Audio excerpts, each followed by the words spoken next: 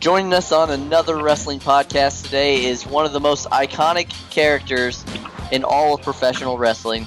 He's spent time in many different promotions throughout the years and is still very much involved in the wrestling business today. Ladies and gentlemen, please welcome Gangrel. Thanks, guys, man. How you doing? Not too bad. How about you? Oh, man, I'm still fanging and banging for an old vampire. There have been a lot of interviews done about your life in wrestling, but we just want to talk a little bit about your life prior to stepping in the squared circle. What were some of your early interests? I mean, before wrestling, was there anything else out there that intrigued you?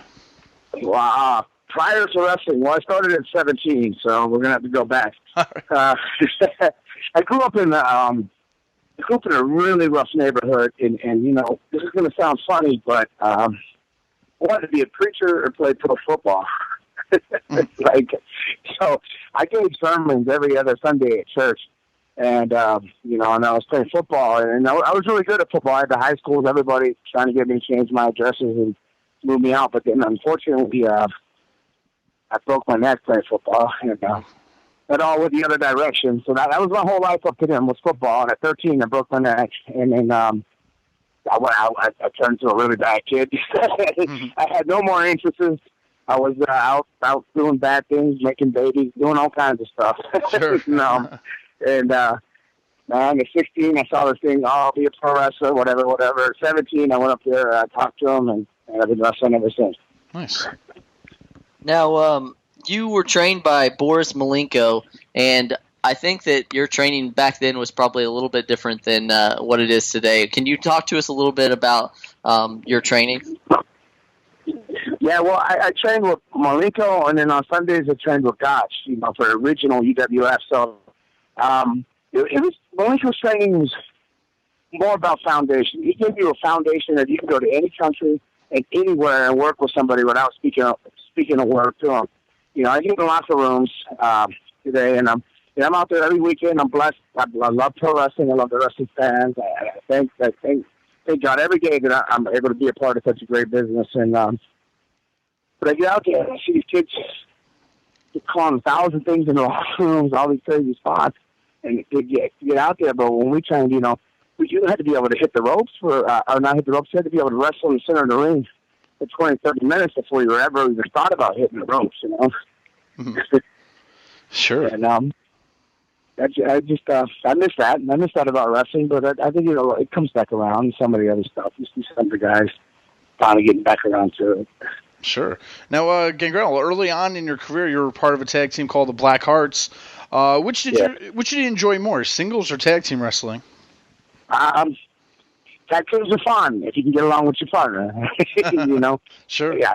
But singles are easier for me because you only got to control you, the referee, and the guy you're working. When it's a tag team, you got you know 4 other guys in there. You know.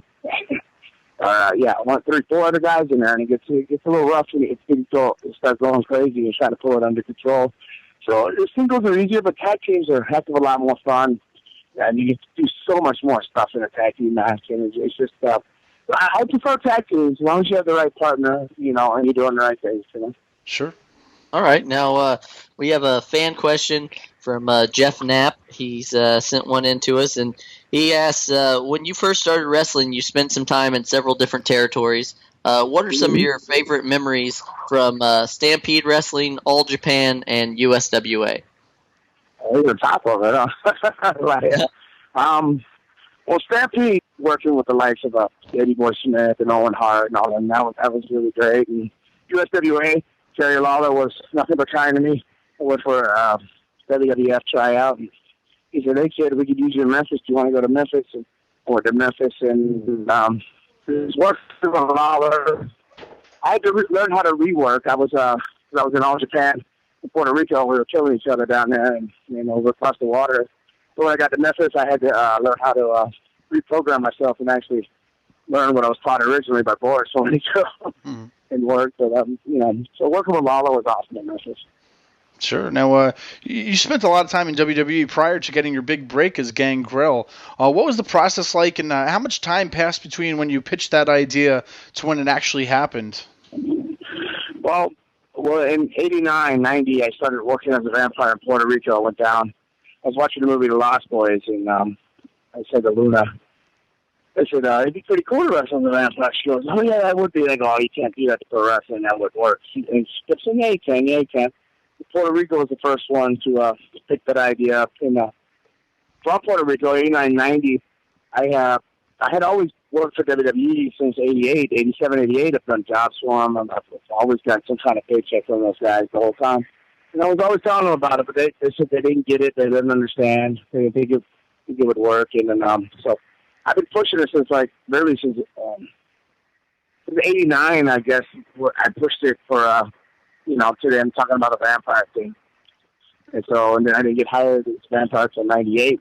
And that wasn't Vince McMahon, that was Vince Russo. I got hired just to be under developmental as David Heath, and then Vince Russo's the one that he got creative control for a little while there. He slid the whole Gangrel thing in there. Sure. Awesome. Now, your group, The Brood, is still talked about to this day as being one of the most cutting-edge entrances of all time. How much input did you actually have on the entrance?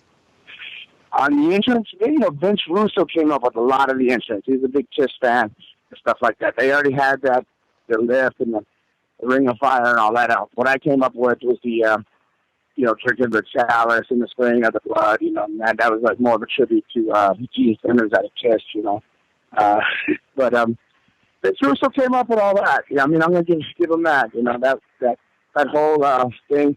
The music was Doug Johnson. I believe that's what his name was, and came up with that. He asked me what music I liked, and I said, a song by the Toadies called Around the Lake Tonight. And I still to this day believe that if you listen to the Toadies song, you'll hear that ring music in there jammed around a little bit. So nice. Speaking of the chalice, we had another fan question sent in from Josh Hill, who asks, what was actually in the chalice that you brought to the ring? I know a lot of people always ask that and probably wonder what's in there. I've been asked that a million times, and I always go, a magician never tells his tricks. Well, you know what? Today you caught me with a little bit of a Jack Daniels buzz, so I'm going to tell you what. Breaking news. It was stage blood. All right. Awesome. Now, since Donald Trump has been in the news lately, we hear that you have an amazing Donald Trump story. Can you let us know about that? Well, yeah. All right. I guess I'll start at the beginning on that one. I was on the road, but I wasn't on that certain team in those Madison Square Gardens, and I got a call, and they said, you're booked in the Garden. I thought, wow, that's cool, man. The Garden's always good money. The energy there, the history of Madison Square Gardens is awesome. So, I go there, and I get there, and I can't figure out quite why I'm on the show, and then it's a special attraction match. And I'm like, special attraction? Then I see it's Kane. I go, oh, God, okay, 2 man attraction. I'm get pummeled here. And I'm like, whatever, it's the Garden and all that. So I'm really stoked about being there. And it's time to go wrestle and everything. And I'm walking to the ring, and they have all, the Garden, they have a lot of things. They do a lot of effects like TV. So you have all the red lights and spotlights following you and this and that. And as I was walking to the ring, I saw a guy there, and I thought, man, this guy don't belong here, man. He looks like he got money, Like, he's not your average front row looking fan, Yep. And I'm not against the front row looking fans, but he wasn't your average looking fan. And I didn't pay any mind.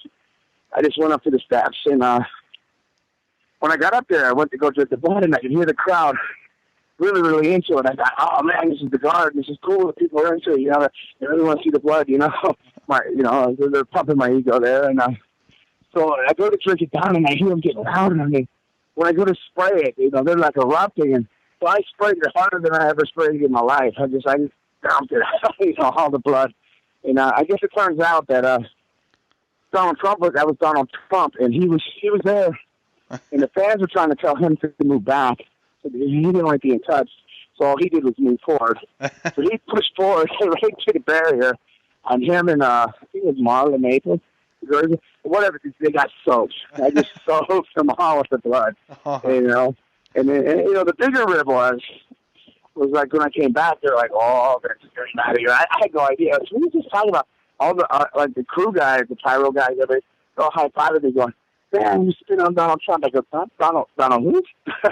Donald Trump. I'm like, I did what?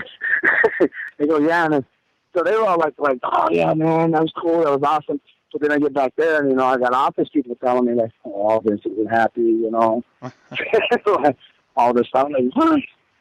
So, so for 3 days, they shoved me along to TVs. So I had a meeting with Vince. I was thinking I was going to get fired, and when I walked in, Vince goes, isn't that awesome? Huh? Hey, he set the whole thing up.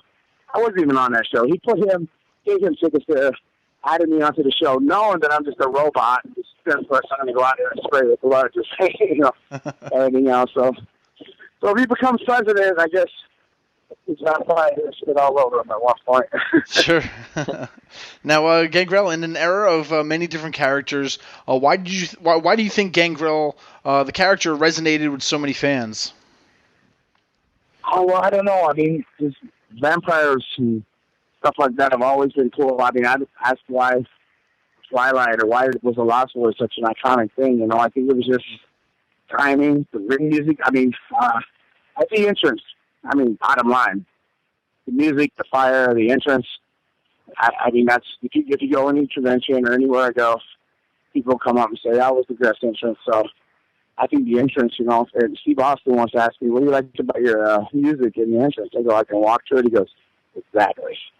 So if you can feel your entrance and walk to your entrance, so can all the fans. And they feel it too, So I think it was the entrance. Mm-hmm. Awesome. Now, do you find that you've gained, like you go all over the world now still wrestling, do you find that you gained new fans after the launch of the WWE Network? Oh, yeah. Yeah. I was in England last year, right? England had launched it just about a little over a year ago in England, WWE Network, and I had to do a meet and greet thing afterwards, and it was like all these little girls and stuff like that. And the guy goes, "They're your biggest fan." I go, "How can they be my biggest fan?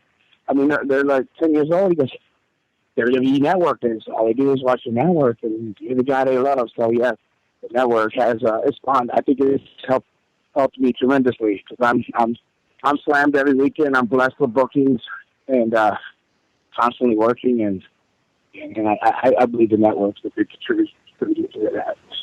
Sure, and going back again for some ideas, where did the idea of the bloodbath come from? Is that another Russo one, or is that from you? No, that was me and Edge.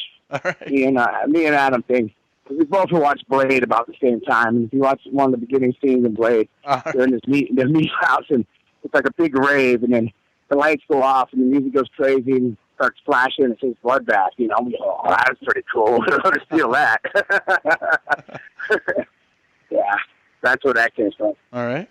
Awesome. Now, everybody knows that the Brood consisted of you, Edge, and Christian. Was that the original group, or did WWE ever have any different ideas? Well, there was a couple people up for Christian's spot. I was there brung in, and my job was, hey, make it fit in, make it work, whatever. Your job is to make sure he's okay. And I got that. But as far as the Brood thing, there was a fellow called Dr. Luther in Canada, out of the northwest of the Canadian area, and the Fallen Angel, Chris Daniels. They were the two guys that were up for that spot that Christian got. And then Edge, I don't know if it was Edge or what the deal was, but Christian got in there, though. And, I'm glad he did. It worked. I love Chris Daniels to death. I mean, he's still a good dear friend of mine. But I think it worked better with them being brothers, and they went on to have such a great career, and I'm so proud of them all. I'm sad that they're not working anymore, but they're still doing their things, and very, very proud of them. And they're two very good kids. And Adam's a tremendous individual, human being and a man. He's a great guy. Mm-hmm. Did you see big things in Edge and Christian when you created the Brood? Edge did. Christian, I thought about Christian. He could put a match together better than anybody. It's funny that the Freebirds are getting inducted to the Hall of Fame with Michael Hayes and everything, and we were compared a lot to the Freebirds, and I was a huge, huge Freebird fan, and like Michael Hayes would come up and he'd say, Edge, you're me, David, you're Bam Bam, Gangrel, you're Bam Bam Changway, this your Buddy Roberts, and he'd get mad, and I would tell him, I'll go, Christian, Buddy Roberts is the best worker out of all of them, you know what I mean? And it was kind of true to the same thing with the Brood. I think Christian probably is the best worker out of all of us. he has a mind, and he can put a match together with anybody. With anybody, if he can stay injury free, he's not the biggest guy in the world, but this and that. And he doesn't have the greatest personality sometimes, if you don't know him. But that cat can put a match together like no other, and make anybody look good and get himself over at the same time.